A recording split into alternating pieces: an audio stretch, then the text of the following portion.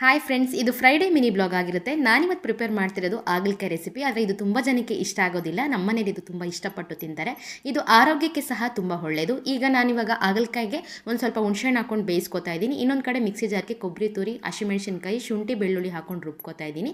ಈಗ ಹಾಗಲಕಾಯಿ ಬೆಂದಿದೆ. ಇನ್ನೊಂದು ಕಡೆ ಒಂದು ಬಾಣಲೆ ಇಟ್ಕೊಂಡು 3 ಸ್ಪೂನ್ ಆಗುವಷ್ಟು ಎಣ್ಣೆ, ಚಕ್ಕೆ, ಲವಂಗ, ಈರುಳ್ಳಿ, ಹಾಗೆ ಒಂದು ಸ್ವಲ್ಪ ಕರಿಬೇವಿನ ಸೊಪ್ಪು ಇಷ್ಟನ್ನು ಹಾಕೊಂಡು ನಾವು ಫ್ರೈ ಮಾಡ್ಕೋಬೇಕು. ಈಗ 1/4 ಸ್ಪೂನ್ ಆಗುವಷ್ಟು ಅರಿಶಿನ ಪೌಡರ್, ಪುದೀನ ಸೊಪ್ಪು, 1 ಕಪ್ ಆಗುವಷ್ಟು ಟೊಮ್ಯಾಟೊ, ರುಬ್ಕೊಂಡಿರುವಂತಹ ಮಸಾಲ ಹಾಕ್ಕೊಂಡು ಇವಾಗ ನಾವು ಮಸಾಲೆಗಳನ್ನು ಹಾಕ್ಕೋತಾ ಇದ್ದೀನಿ. 1 ಸ್ಪೂನ್ ಆಗುವಷ್ಟು ಧನಿಯಾ ಪೌಡರ್, ಹಾಗೆಯೇ 1 ಸ್ಪೂನ್ ಆಗುವಷ್ಟು ಅಚ್ಚ ಖಾರದ ಪುಡಿ, 1 ಸ್ಪೂನ್ ಆಗುವಷ್ಟು ಗರಂ ಮಸಾಲವನ್ನು ಹಾಕ್ಕೊಂಡು ನಾವು ಬೇಯಿಸಿ ಇಟ್ಕೊಂಡಿದ್ದಂತಹ ಹಾಗಲಕಾಯಿ ಹಾಕ್ಕೊಂಡು ರುಚಿಗೆ ತಕ್ಕಷ್ಟು ಉಪ್ಪನ್ನು ಹಾಕ್ಕೊಂಡ್ರೆ ಹಾಗಲಕಾಯಿ ಪಲ್ಯ ರೆಡಿ ಆಗುತ್ತೆ.